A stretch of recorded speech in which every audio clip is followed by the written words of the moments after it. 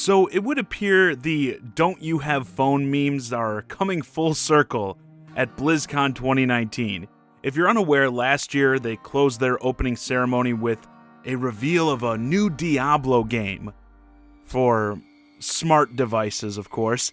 Instantly, they were showered in boos by the crowd, to which one dev exclaimed, "Do you guys not have phones?" Yeah, you guys all have phones, right? You can play on your tablet, too. I always love the "you can play it on your tablet too" part. Not enough people give that praise, in my opinion. But that's the past. We're getting ready for next year's BlizzCon. The first round of tickets, in fact, just went on sale. And new for the event in 2019, you're going to love this. They're going to help optimize your con experience. Yes, they're going to make it easier for you with a required mobile phone app.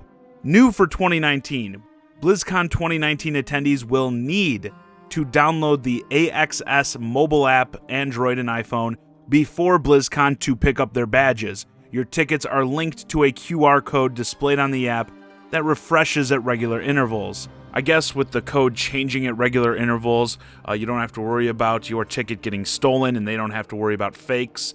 I would mention here that Blizzard themselves already offers an authenticator system on their own mobile app. With that in mind, I don't know why it couldn't have just been tied to your Blizzard authenticator that a lot of users already have. So now that you've all run out and purchased said phone, you're gonna need it for this year's BlizzCon and have to have this app downloaded to it before you show up.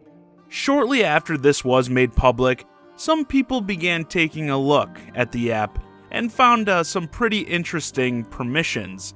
As this Reddit user notes, they feel these permissions are spyware level bad. The app is able to read your contacts, find your approximate location, your precise location, access to your camera, takes pictures and video, Wi-Fi connection information, view Wi-Fi connections, receive data from the internet, view network connections, pair with Bluetooth devices, full network access, prevent the device from sleeping, read battery statistics, access Bluetooth settings, full network access, run at startup, control vibration, and modify system settings.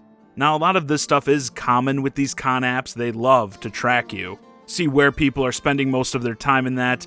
Don't think for a second any of this is actually about making things easier for you. That's just how they pitch it. It's all about collecting data. And as the user looked further into the app, they came across an article describing not only what it's collecting, but who they're selling your information to. Some of the stuff they'll be able to collect through it is your first and last name, precise location as determined by GPS, Wi-Fi, and other means, how often the app is used, what content is viewed using the app, which ads are clicked, what purchases are made and not made, a user's personal advertising identifier, IP address, operating system, device make and model, billing address, credit card number, security code, mailing address, phone number, and email address, among many others. AXS shares all this information with a laundry list of advertisers, marketers, unknown quote clients, and third-party services, including but not limited to Google DoubleClick ads, which is the company responsible in part for most of the obnoxious banner ads around the web, Facebook, and basically whoever else the company feels like deserves this personal information. A quote from their own privacy policy: "We reserve the right to share your personal information with our current or future affiliated entities, subsidiaries, and parent companies. We may also share your personal information and other information with trusted third parties such as our partners, sponsors, or their affiliates and subsidiaries, and other related entities for marketing, advertising, or other commercial purposes, and we may occasionally allow third parties to access certain sites for marketing purposes." This is really egregious, in my opinion. Seems like in terms of these types of services, these types of apps, this is one of the worst ones out there, and it is, again, required for all attendees. That is the big difference with this and cons that do offer similar apps. They are typically not a requirement. At every con I've been to, either you get your badge shipped to you, or you get a barcode in the confirmation email that you can print out or scan off your email at the door, and they give you your badge there. Blizzard is saying if you don't download this app, you will not be granted admission to the event. And again, if your excuse is going to be, oh, well, we're worried about fake tickets or people stealing tickets, there are other options that won't compromise people's information. And like I stated earlier, why not use your own goddamn authenticator? It's disgusting. Surely Blizzard is profiting off the deal as well. There is a reason they chose this company, obviously a reason they made downloading the app a requirement to attend. I'm sure there are plenty of people who surely aren't just unaware of what this app is capable of, but even the fact that it is required yet. They've never done it this way in the past, and yeah, like I said, they made damn sure not to promote the fact beforehand. Honestly, going off of last year, I wouldn't even be interested in this event, and I'm historically a big Blizzard fan. Warcraft 3 and Diablo 2 are two of my favorite games of all time, but I think after the crap they've pulled, what happened last year with like the Diablo Immortal thing, they should be going out of their way to restore people's faith in them this year.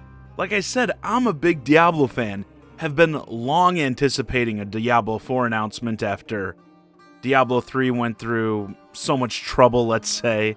And when these guys walked out on stage last year with their Diablo shirts on, started pumping up the crowd, oh, we love Diablo. I'll admit I was into it. I was on the edge of my frickin' seat. And then you hit us with this? A mobile game? That clearly I wasn't the only one who took issue with this, as the lines to demo it were barren all weekend.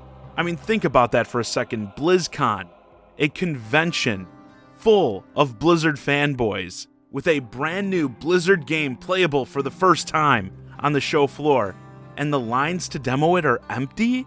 If that doesn't tell you you're out of touch with your fan base, I don't know what will. But your other communities, as far as I'm aware, aren't doing so hot either. I know WoW's sub numbers have been dropping off a cliff for a while now. Many were not pleased with that latest expansion, and Hearthstone has been getting pumped full of so many card expansions.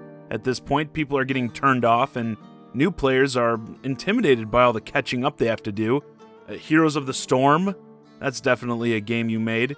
You have a lot of problems in terms of your current relations with pretty much all of your fan bases. Many are looking at this BlizzCon as a make or break point. Like, if you don't show something this year that excites them, they're gonna move on. And this is how you kick things off? By forcing attendees, once more, your biggest fans, some of which are surely spending thousands of dollars to attend this event, you're forcing them to download what is essentially spyware? I mean, come on, what is wrong with you guys? I mean, what is this? Is this an out-of-season April Fool's joke? Anyway, with that, this video's a wrap. Let me know your thoughts on the creepy BlizzCon 2019 app in the comments. How do you feel about attendees being forced to download something that can collect so much information on you, and they reserve to sell it to whoever they choose? And if you are someone who is considering attending, may this affect your decision to attend?